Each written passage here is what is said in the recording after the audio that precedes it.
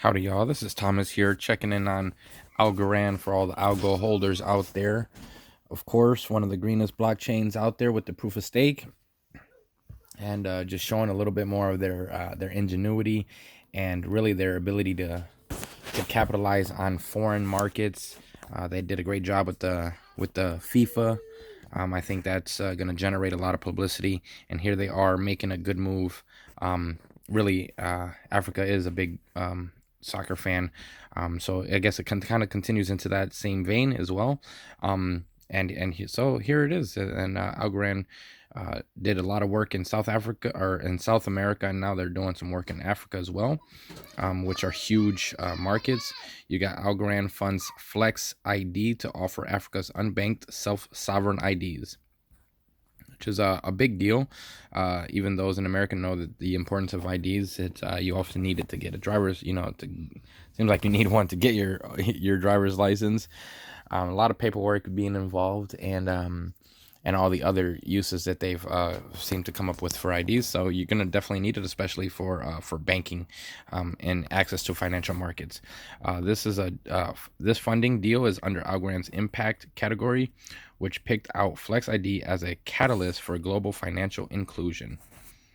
Okay, so Algorand is a proof of stake blockchain protocol, has invested an undisclosed amount in Flex ID to expand its self-sovereign identity.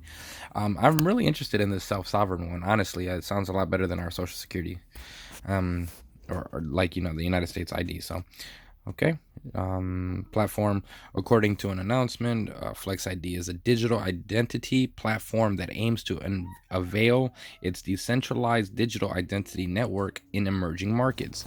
Oh, there's a lot of emerging markets around the world, a lot of people unbanked. That's pretty good if they can get that first mover's advantage. In doing so, the firm hopes to help over 1 billion people that lack formal identification. Notably, this is Flex ID's first funding deal.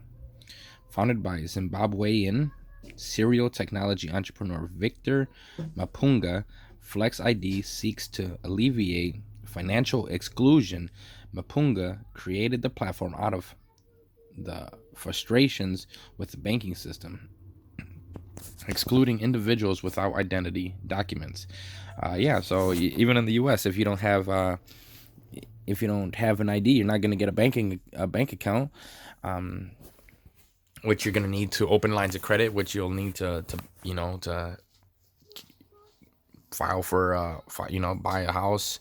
Most people are buying houses with mortgage, so so I mean that's a huge thing in order to really propel so much of the world population into the modern age. The Algorand funding comes under the impact category. Identity Flex as a catalyst for global inclusion. Specifically, Flex ID intends to start helping over 400 million Africans who cannot access banking services because they lack identity documents. According to Mapunga, identity is fundamental to modern day commerce. Without an ID, one cannot participate in the economy, even at the most basic levels, such as access to basic telco service, mobile money, and banking. That's true. If you don't have an ID, you can't get your bank account. If you can't get your bank account, you're not going to get a card, a bank card. It's going to be kind of hard to get a credit card as well. So then you're not going to be able to order online. So that's just just one thing that the IDs and this project is gonna alleviate. He added, I just had an idea about the banking system and online shopping and then having them shop and purchase things in Algo. Wow, that could be that could be huge. He added that lacking an ID also limits access to education and healthcare. Additionally, national records are chaotic in most cases, further increasing businesses' costs. However, Flex ID provides a solution that introduces the informal sector to the formalized economy. Touting the platform, Mapunga said farmers can easily access credit and inputs. Africa continues warming up to the Web3 ecosystem. Africa continues warming up to crypto and blockchain technologies to streamline financial inclusion. Earlier this week, Nigeria teamed up with Developing Africa Group to launch massive crypto project on Algorand. So you're gonna see some of that, and yeah, I think it's a big move. I think Algo is really really doing a good job, um, capitalizing on some of these on these emerging markets, and bringing their product there, even though it might cost some initial capital investment. This initiative seeks to roll out a country wide wallet and IP exchange marketplace. Before this, the Central Africa Republic announced plans to launch Africa's first legal Bitcoin investment platform. According to the plans, the country intends to name the platform Sango. Explaining why the country wants to develop the platform, President Fustian Archange Taudera. Sound like some French in there. The formal economy is no longer an option. An impenetrable bureaucracy is keeping us stuck in the systems that do not give a chance to be competitive.